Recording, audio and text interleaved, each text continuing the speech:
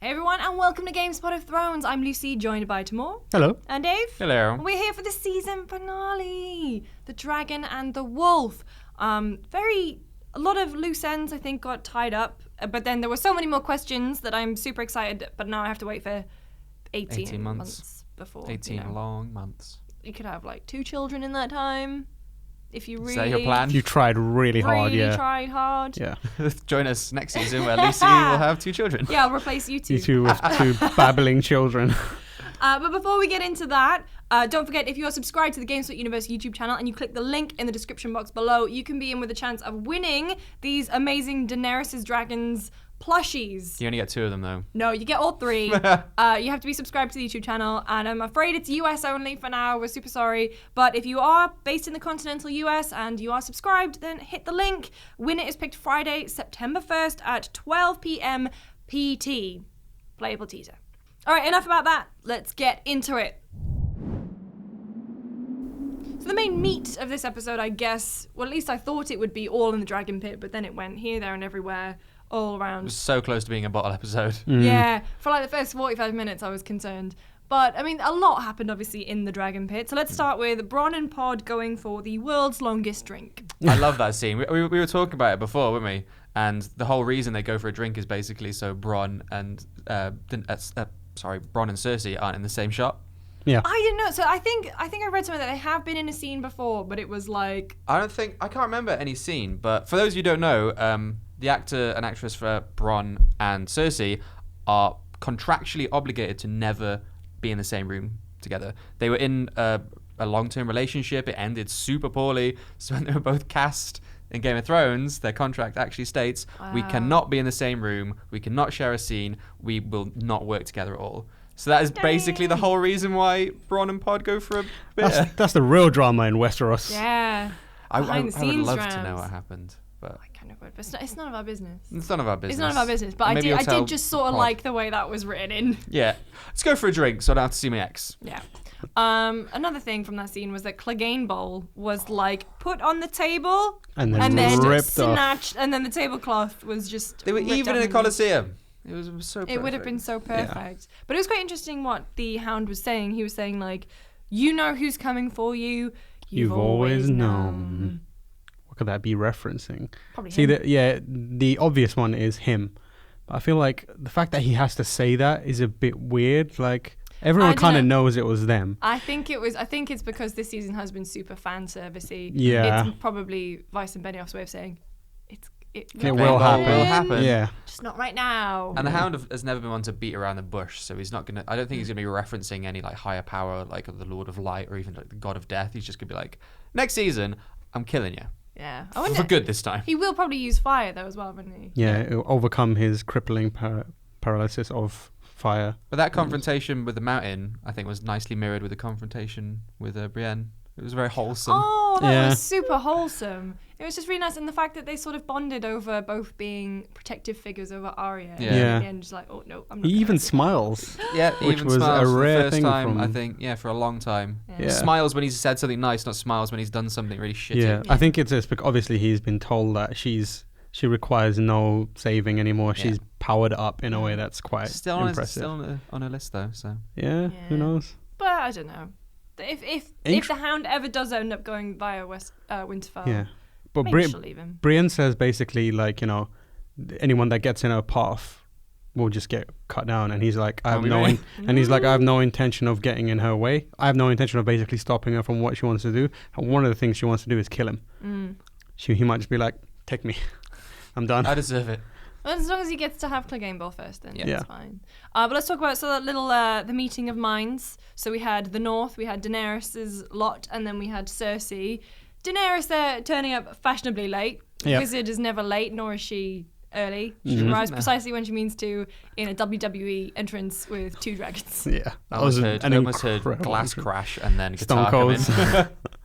Yeah, she does a very impressive entrance, and it serves a purpose, obviously, as a reference later on. It's a showing of power and what a power it is. 2 dragons and Dothraki and Unsullied and Unsullied? No, they were not. Yeah.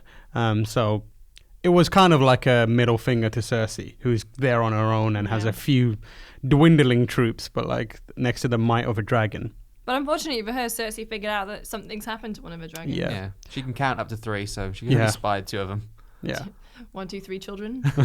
3 dragons. Yeah. But that was quite, I don't know. It felt like Daenerys kind of doing the mad egotistical thing again, which is like what she's been doing all season. But then Cersei was so unfazed. She was like, "Yeah, dragon, and what?"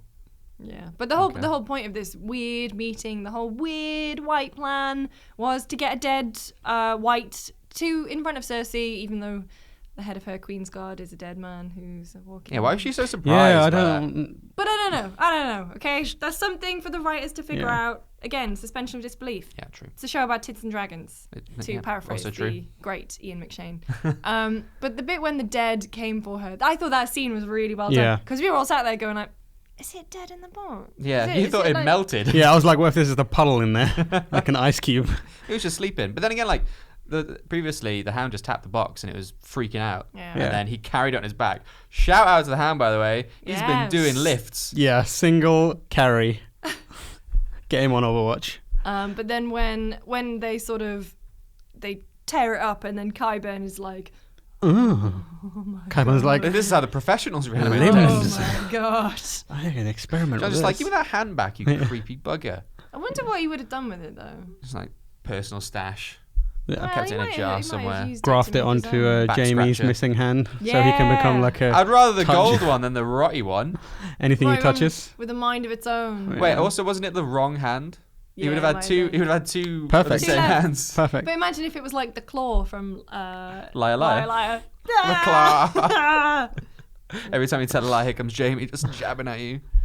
But I think the cool thing from the whole dragon pit scene is obviously Cersei walks away. She's like, and then she has that weird scene with Tyrion, where the fact that she came back to the moot, sort of didn't sit right with me because it seemed like Tyrion hadn't said a lot to her to convince her to come back. On screen, at least. On screen. So they spent the whole of that scene being like, oh, I feel so guilty because your children are dead and it's my fault. And she's like, yeah, the only thing I care about is my family and because of you I don't have one, but it's okay because I'm pregnant now. She was really obvious with the... Yeah. She was tapping her head at the same time as well, so it was like, Tyrion's like, what's going on here? But I feel like Cersei coming back and promising her forces is a rustle that I think Tyrion is in on. I think that he definitely knows that she never had any intention of sending her forces up north.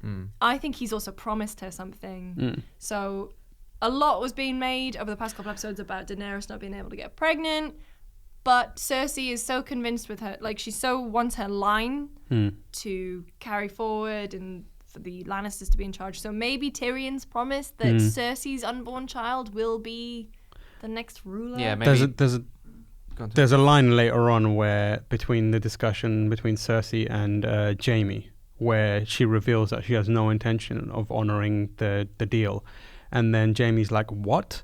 And she says, you always were the stupidest of the Lannisters, which kind of implies that the other Lannister figured it out. Yeah. So Tyrion's clearly, he understands what's happening here and is desperately bargaining. And in previous episodes, remember there was that whole fight between the Hand and Dany, and Tyrion and Dany, about her heir, obviously knowing that she was barren. So Tyrion might have just been said, okay, when she dies, I'll pledge my allegiance to the baby, rather than actually, stepping over Dany when she's gone. Yeah. Then maybe Lannisters will rise again, sort of thing. Which is also weird because, like, at the end of that episode, when Jon finally bangs his aunt, bang your aunt. Yeah, I mean they're both very pretty people, so it's very pretty, very lovely. But when Tyrion was like hanging around outside, it's almost like he looked mega guilty about something. Because admittedly he was creeping on two people doing it, but at the same time, it might be because he knows that, like, ooh, I've just betrayed the two of you. Ooh, the two of you getting together. Ooh, what if she does have a baby? That would be. He thinks that she can't, right? Yeah. Anything is possible. But Well, like John says, you called it the Chekhov's womb. They reference Dany not being able to get pregnant, and John said, have you ever thought that maybe it's not the greatest source of information? Yeah. Heavily hinting at that, like, by the time they Hey, find girl. out who Jon is, she's gonna be at the duff. Maybe you just haven't had the right man, huh? Yeah. Maybe I haven't had the right nephew. Oh. So we got the Tower of Joy reveal again. We'll talk about more. We'll talk more about that later on the episode. But I feel like Jon and Dany finally getting together, and now everyone knows that his real name is Aegon. Aegon Targaryen. Is there going to be like a weird change in their dynamic now? Because her whole thing has been like, I am the queen. I am the rightful queen. Bow before me, bitches. But now technically it's Jon being like, But Jon's never been the one to grab for power. No. well, it's always been thrust upon him. But now that he is, he's actually the rightful heir to the Iron Throne. Right. He might. I think other people are going to certainly treat them differently. And people treat her differently. I think there would have to be a scenario where Daenerys no longer becomes the ideal candidate to become queen, and that's when he will feel morally obligated to step up and try and take the throne for himself. I think as a character, he's presented as being quite, driven by his moral and driven by standards. So for him to, otherwise he wouldn't have done what he did at the meeting, right? And say like, I only bow to one queen. It would be a bit of a turn if he found out that he was the rightful heir and suddenly went, all right, I'm going to do it then. This is mine. Yeah. Like he wouldn't claim that. That's not his way. That's not what he's about. So I think it would involve Daenerys's kind of fall from grace for him to. And like we have had multiple episodes where she's motioning towards becoming very Mad King-esque. So perhaps in the next season that kind of explodes and she goes a bit mental and he's forced to step up. See, I think because Jon has so many parallels to Ned and he's so inspired by There was Ned. a lot of Ned chat in this episode. Yeah, I think it's going to mirror what Ned did with Robb. He's going to allow the Baratheons to take power, and he's going to I'll be the Warden of the North. That's what I know. You should take power. It's what's right. I think he'll do something similar. Uphold his oath to Daenerys. And when he talks to Theon later, there's a lot of, for the past couple of episodes, everything Jon said has always been referencing something. And I think in this moment, when Jon finds out that he's actually Targaryen, it will be referenced by that and say, you can be both. You'll be both a Targaryen and a Stark. He might rule alongside Daenerys, allow her to take the throne and be the king under her and be the Warden of the North. But I think it would be more of an influence to Daenerys rather than actually taking power. I think he wants to be the Stark. He feels at home in the North. I don't think, like you were saying, he's always had power thrust upon him. I don't think he'll want the Iron Throne, but I can't actually envisage anything that Dany's going to do to be usurped either, especially with Jon's influence. I think they'd have to break apart because at the minute Jon's kind of keeping her on the straight and narrow. So they'd have to have a massive fallout. I think you guys think way more of these characters than I do, because I'm like, as soon as that comes out, power corrupts, and I feel like Jon, even though he's a reluctant king, he will be like, oh yeah, cool. There's also They might stick together for the kids though. the hypothetical baby that could appear. Yeah. Like if she does take the throne, like I don't foresee him just running off or anything like that to be king in the North. I think he'd stick around, and I think he'd probably be like, I'll be your anchor while you deal with this stuff for the sake of our kid. And I think he's the kind of person who's more likely to raise his child to be a king than try and be a king himself, as Ned did kind of guide his kids to try and be better and understand how to play the Game of Thrones. There could be, like we were talking about Tyrion's deception, unless they do find out about that, then Jon becomes Daenerys' new hand, and they are also together and have a child. That could be an interesting dynamic. I mean, this is quite similar to the dynamic between Cersei and her brother right now, right? In terms of the familial stuff, they'll just be like, she'll be the queen and he'll be weirdly boning her. But then, like, if they'll get married and, like, he will become the king, like, whether he wants it or not. But I just think as soon as the whole Aegon Targaryen stuff comes out. They're going to have egg on their face. Oh, my God. Big moment for Jaime in this episode. He finally walked out on Cersei. Oh my God. Go on, lads. Came dangerously close to. That is like Cersei got her bluff called twice this episode by both brothers. See, I think one of them was a genuine bluff call. One of them was her faking a bluff in a bluff, so to speak. This is too many levels of bluff. Yeah. This is bluffception. So like when she says of the stupidest, you're the stupidest of the Lannisters. Yeah. Maybe she's actually the stupidest because everyone else is like, what a twist. Yeah. Maybe everyone else is like, yeah, shut up, man. You're not gonna do that later.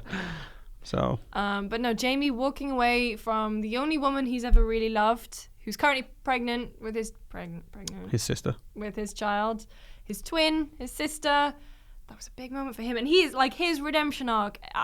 It just gets better and better as the seasons go on, I think. Yeah. So he was like, he went from being this kind of Adonis who boned his sister to doing despicable acts to losing his hand and now, you know, completely shunning that life and turning and like defecting pretty much. But the problem is, like we talked about Tyrion's potential betrayal. There's so much conjecture and we don't even know if it actually happened. And we have to wait 18 months. Don't. Tyrion's potential betrayal. So like, if Tyrion knew that Cersei had no intention of sending the troops up north, and then Jaime goes up north and is like, excuse me, you fucking knew about this. What are you doing? Like, I think there's going to be some tension there, and it could be that Tyrion goes back south again. Yeah, Tyrion. Jaime doesn't know that Tyrion knows yet, unless he figures it out based on what Cersei says. If he figures it out based on that line, then I think there's an interesting opportunity for a role reversal there with, you know, Jaime taking Tyrion's place alongside Daenerys, and then Tyrion going to Cersei to live up to their agreement, which could be quite interesting. I just can't imagine a scenario where Tyrion would actually help Cersei. There's such hate there. I don't know. I mean, like, technically he just did. Does he feel that guilty about being responsible I think for it her might be children connected, because the last thing we see him say is, like, you're pregnant, and he was making such a show that he loved her children, except Joffrey. I don't know, maybe if it's influenced by that, like, he doesn't want to do it for Cersei, he wants to do it for the child. Yeah. Yeah. He has said, like, that he does love the family and wants to see it succeed, but he's always been treated as an outsider. And a lot of those influences are kind of gone now, like between his dad, Cersei's still around, and even Joffrey. Like, those were the people that were treating him as an outsider. So a new generation of Lannister is an opportunity to reshape that family into something different. And if Cersei's dead, it would be the influence of Tyrion, who he might believe that he can raise a child better than she can. It might be because there's multiple ways, obviously, she could die. Could be in childbirth, which would be weirdly poetic. And that would keep the Maggie the frog theory intact almost, because technically she would only have 3 children while being alive. The 4th killed her. Like a super technicality. Yeah. But also, I mean, Jaime turning heel completely could be Valonqar, the little brother. I mean, I think the child would have to be born first. I can't see Jaime killing a pregnant woman. Well, Tyrion's... If she's even really pregnant. She's even really just pregnant. a big old lie. Tyrion and Cersei's mother died in childbirth, right? Yes, giving birth to a dwarf. Yeah. So, you know, it's a recessive gene. She could be exists. a carrier. I did actually look up the gene pool for this. The gene tree. I don't know. It would be very, very poetic if that was the way she died. Yeah, but I'm still holding out for Jaime to strangle her, choke the life out of her. While the Mountain just watches. Matt will be dead. No, he'll be dead because of Cleganebowl, mate. It's fine. Well, Dave talked about this briefly earlier, like the conversation between Theon and Jon and deciding whether you're a Stark or a Greyjoy, Stark or a Targaryen, which is nice, gets mirrored very nicely. A little bit column A, a little bit column B. Column C, all of the above. But I guess we finally discovered what Ramsay took. All of it. From Little penis. Theon. Very... See, I saw that coming so much. Like, there was that whole fight. You can't see that coming because there's nothing there. Very weird way of sort of... And the thing is, even if you don't have your wedding tackle, get a knee in the groin still gonna work. There's... Presumably there's still some nerves around there. Yeah, well, maybe. I But mean... it's literally like... It reminds me of the scene from Men in Black with the ball Chidian. Oh, yeah! Where Will Smith's just kneeing this guy in the balls and he's just like, whatever. A blow to the body hurts still. Yeah. It reminded me of the bit in The 40-Year-Old Virgin where he flicks him in the crotch. And he goes, what are you doing? And he goes, I'm flicking you in the fleshy patch where your balls used to be. Well, there was full knee punts. Yeah. And then I think he actually grabs a rock. Yeah. So, like, he's still using cheap tactics. But then again, they're Greyjoys. Well, you were like, pocket sand. Pocket sand. Get rid of it. I don't think it was dry enough. It was a very, like, that was probably like a comedy scene for a lot of people. Like, the fact that happened, it looks straight out of like a comedy film.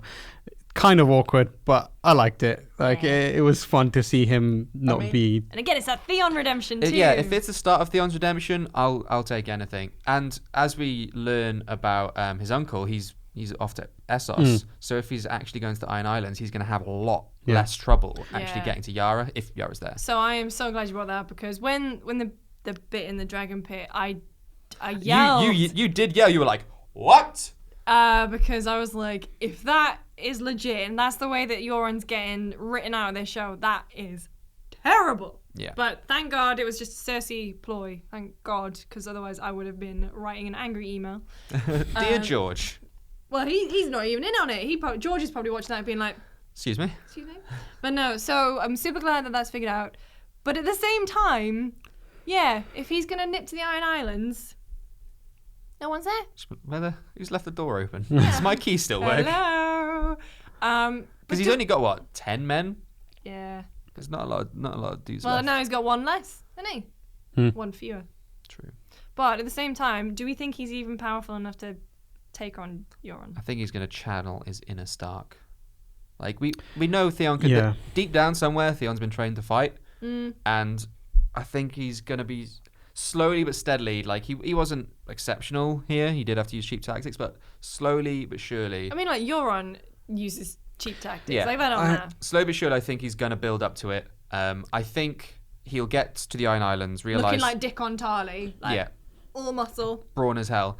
He'll get to the Iron Islands, realise not many people's there, rescue Yara. Yara will know what's up. And then Yara and Theon will take on Euron together. I think Theon will die in this little quest. Yeah. I think like his redemption. For his redemption to be like meaningful, I don't think he can win just by like combat. I think it'll have to be something. It's going to be self-sacrifice, isn't it? Self-sacrifice, or like it would have to. He also needs to show that he's a true Ironborn, and that means rallying whatever remaining Ironborn are to his cause. I think we're gonna watch him become a proper leader of the Ironborn. See, they've always followed Yara though, so I think all he needs to do is get Yara. Yeah, they follow power. Like, they don't believe in like lines of succession or any of that. They just believe in power. So I think he's gonna over time grow his numbers by kind of remembering what a Greyjoy is, or just getting kneed in the nuts constantly and beating everyone, but by remembering what a Greyjoy is and showing that he's equally fit to lead alongside Yara, and also showing how Euron is perhaps a danger to them by his easy allegiances and his willingness to marry Cersei despite which is kind of against what the North wants, right? The Iron Islands. The Iron Islands wanted independence. Yeah. But like by marrying Cersei, he's obviously got a plan there to kill her and just take everything for himself. Yeah, but that could be spun by Theon to be like, look, we're trying to be independent. This guy's getting in on the action. He's involving us in wars and he's involving us in ploys. But then that's the thing, though. Yara and Theon, when they made the deal with Daenerys, they were like, okay, well, we'll join you. We promise not to do all that crappy shit we were doing before. True. We just want peace. And if you're on... Because that's the thing. I don't think Theon's clever enough to negotiate that anymore. I think part of it will be he becomes that clever. I just think he does. Maybe. But it's good that Euron's on his way to get the Golden Company. And I do wonder if another sellsword that we know and love might be joining their ranks. I feel like leaving Marine in the care of Dario Naharis. Yeah. I feel like he's maybe, now that his gravy train has sailed and is boning her nephew, that he maybe just thinks, oh, I'll just go where the gold is. Yeah, and I know people are going to say, oh, but he loves her. That's going to wear off with her other side of the world. Like, she's got no rushing coming back, so... But then, like, who's going to be left in power of Dragon's Bay? The slave masters back at it again. It wouldn't surprise me. Yeah. The priestesses are also there, right? Yeah, but they're not really in power, though. Yeah, they could, like, try and maintain some sort of control, but it probably won't last. No. I don't think anyone gives a shit about that area anymore. They're like the least important area. They will if the White Walkers come down. They're like, oh, we'll just nip over the ocean. White Walkers got boats. I'm sad now. I knew it was going to happen. I mean, we even predicted it. I've been saying it. I did it in the predictions video. I predicted it like 2 episodes ago. See you later, Littlefinger. Yeah. No more bearing that load of that wall. He won't be leaning. He'll be leaning in a better place. He's leaned his last lean. So I have a couple of questions about it, to be honest. Oh, I? Why? Other than why? No, why they did it so publicly. Because I feel like all of the subtext and them talking about it last episode, I thought they would do it secretly and Arya would like just take on Littlefinger's face and pledge the Knights of the Vale to Sansa, and then it would be fine, and then, you know, they could keep up the pretense that he's still alive. Well, we discussed this earlier. It's like Jon's not around to lead. You know, he's the king in the north, but he's an absent king in the north, and that leaves a lot of people wondering where the power is in the north in Winterfell. So I think this could be a move by Sansa and Arya to show that despite Jon not being here, they have control and they are willing to, you know, handle and take on any threats to the north. And one of those threats was outed as Littlefinger. You know, he's the reason why Ned's gone, and he's the reason why there's so many fights between the different, you know, territories. So the fact that they exposed him and then immediately dealt with him kind of is a kind of like a showing of power to the other lords that are in the room, to show that, you know, Jon might not be around, there might not be a king in the north, but between us we can look after our own, and that includes you. So I feel like a public showing of kind of like confidence and like ability is why he did as well. It does, but at the same time they could have used him. Like, Arya could have worn his face and gone to Cersei and, like, mixed up a bunch of shit. She could still do that, because, I mean, no one's told. That's going to travel. That will absolutely travel, though. Yeah, and that's where the tension's going to come in, right? Whether there is a leak. But I feel like... No, as in, like, you're doing that in front of a room of soldiers. Like, none of those people there are, like, important characters. It could come from anywhere. Like, I think doing that publicly was dumb. But I think her pretending to be Littlefinger would have taken so much work. And if that... renegotiate a contract with Aidan Gillen. It's true. We'll have to keep paying him. And if it ever came out, then the Knights of the Vale would be like, screw this. Yeah. I think it would have been a lot of deception. It would have been a massive risk. And I think the risk reward, like the advantages that it would have had pretending to be Littlefinger, are outweighed by the reward of showing the northern houses that we are strong and we are united and don't fuck with us. And also, like, you get a stronger allegiance from the Knights of the Vale if you're doing it up front instead of later on down the line when someone reveals that she's not actually Littlefinger. There's an opening there for the Knights of the Vale to be like, well, you betrayed us, you tricked us into this, so our allegiances are But then gone. that's the same thing as, like, no one really knows about the Faceless Men. Like, how would that, like, I wouldn't just go to you and try and rip your face off, you know what I mean? Yeah. But it could come out. True, but one thing that I want to note is how good Sansa was in this scene. Yeah. She kind of accumulates all the lessons that Littlefinger has taught her. And we had a comment in the last video from Mr. Fett-esque, who says, Sansa does my head in over and over again. I can't stand that character. She thinks she's so crafty, but honestly hasn't been humbled by anything she's been through. She really isn't shit, nor has she been through as much as Jon or Arya. She is a sniveling little brat who wants a toy. She sucks, lol. How about now? Still sniveling little brat? I've had this scene gave me so much respect for Sansa, because I know previously we've said that she is, you know, throwing her toys out the pram a little bit, but now I think this motion for power and this intrigue and all the stuff that she's learned, she does now really deserve the title of Lady of Winterfell.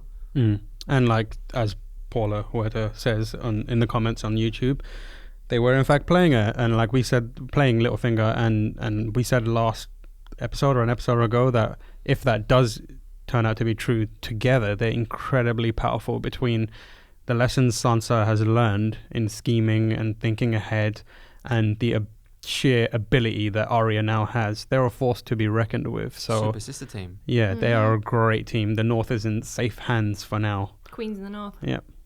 Yes. Yes, queens. I think what I liked about this episode with regards to Bran is that we got a clarification on what he can and can't do. Yeah. So, you know, when he says, I can see the past and the present. All over the world. All over the world. But it's not like he's omniscient. He has to sort of be directed into seeing things. So obviously that's why he didn't know about Rhaegar and Lyanna, even though... Oh, also, hang on. I thought Sam wasn't listening to Gilly when Gilly said that out loud. Everyone was like, bruh, listen to your girlfriend. They had a long road up, so they might have just thumbed through books again. Yeah, maybe. She might have just said, just to reiterate, like, this thing happened, by the way. So and Sam is very clever, so, you know, you might have been listening in one ear, focus on something else. Yeah. Good on you, Sam. So now they kind of putting the pieces together of the Aegon Targaryen reveal. But yeah, so now that we know that he just needs to get sort of nudged in the right direction. Yeah, he needs like an anchor in history to direct his vision to. If you think how much it's a drop in an ocean, right? Basically, Hmm. of how much stuff is floating around in there. So basically, I mean, like we got the Tower of Joy 2.0. 2.0, but this time we got Aegon's Remastered. name. Very lazy Rhaegar named his firstborn son Aegon with Elia Martell, and then he just renamed his second son Aegon. Still Aegon. Aegon again. But like, you know, it's nice. We've got his name now. Mm-hmm.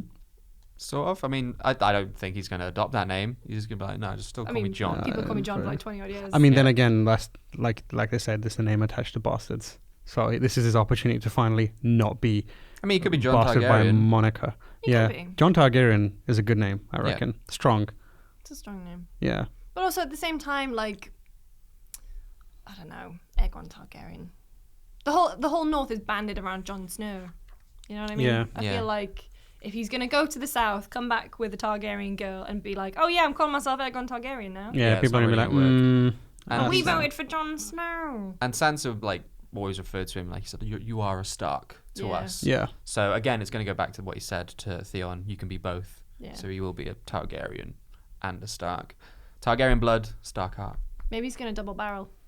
Double barrel Yeah. well, hyphenated names. Hyphenated names. John Targaryen, Stark. Sand. Snow, Sand. Snow Snow. His business card's getting as long as Danny's, just from names. But Bran also, so just decided, I guess, of all the drops in the ocean that he could have picked, decided to go north of the Wall, and there has been some quite significant movement, finally. Yeah, just a little bit. So we see the deceased Viserion being ridden by the Night King. He just sort of pulls down the bloody wall. Just blows up. I think the thing that got me about this is, like, I don't understand. Obviously, they needed, like, Bran and the Night King to have that touching moment, that connection moment. But, like, why make such a big deal of the fact that the Night King couldn't go through certain places unless he had that? Like, I feel like the Night King could have just walked through the wall at this point. But, you know, I guess the spectacle of having the dragon. Had blue fire. Blue fire. That's pretty cool. good. Yeah. I really wanted that blue dragon to shoot ice, Mm-hmm. but I mean, wouldn't have been able to knock down the wall, would it? Fortify the Would wall just make by it accident. stronger.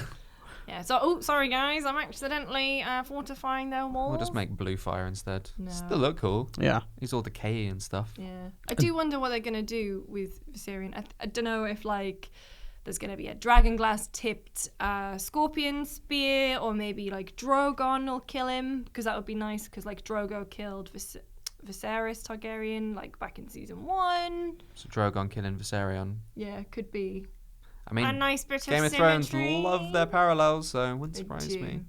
I don't know. I'm just really excited for actual movement. I'm still hoping that somehow they can turn that dragon back. You were asking while we were I watching was the episode, like- he was I was like, like, do you think Melisandre could? Where is she? Can she turn him back? Well, we know next season that she's going to die with Varys in that in Westeros Yeah. somewhere, because Yeah. she said, She referenced it. yeah, she said we both have to be here. We both have to die in this weird. It's like she called it like a weird country. Weird, Yeah. strange country, It's weird, strange strange land. Maybe she dies returning the dragon to its original You just want the form. dragon to Please, be I need returned that. so bad I it's need clouding that. your vision. I need that unit. 3 of them together. Well, we're not going to find out for like 18 months now. It's fine. I've got plenty of time to write fan fiction. All right, that's it for season 7, I guess. What a ride. Wow, right. It was good overall. I'm gutted it's over, honestly. Yeah, I liked it a As lot. great as it's been, it's always heavy on the heart when these things end, isn't it? Giving us some amazing moments. Yeah. Up the dick on. Up the dick on. R.I.P. Queen of Thorns. Oh, Oh, God, yeah. best death. See you Best later. woman. Littlefinger propped his last wall up. Yeah. Winterfell's going to collapse now. that he's not Yeah, there. he was a load-bearing man. But remember to make sure you subscribe to GameSpot Universe and click the link in the description below if you want to be in with a chance of winning these plushy Drogon, Viserion, and Rhaegals. But also, we want to give a massive shout out to the HBO store here in the UK and worldwide. And worldwide. Because they lent us these amazing props for the season. And This sword, I'm taking it home. that's the Rob I'm going to Stark walk sword. down the road with the sword just over my Sam shoulder. isn't going to be in next season because he's been arrested. I've been arrested and sent away. But no, thank you so much, guys, for helping pimp out our Set, yeah. amazing set for this year. You could probably buy this in the store. You can, but this guy is mine now. Yeah, this My sword is little mine, finger. so don't try and buy Just that. lives There's on only my one finger. sword. Yeah. But thank you so much for watching and tweeting us and getting in our comment section. We've absolutely loved chatting with you about everything to do with Game of Thrones. Keep your eyes peeled on the GameSpot Universe YouTube channel because there will be a couple more Thrones videos going up just while we sort of ride out the wave of this season. And we will see you, hopefully it's earlier than 2019, but we'll see you when we see you. We'll see you whenever Season 8 decides to show its face. See you next time. Bye. Bye.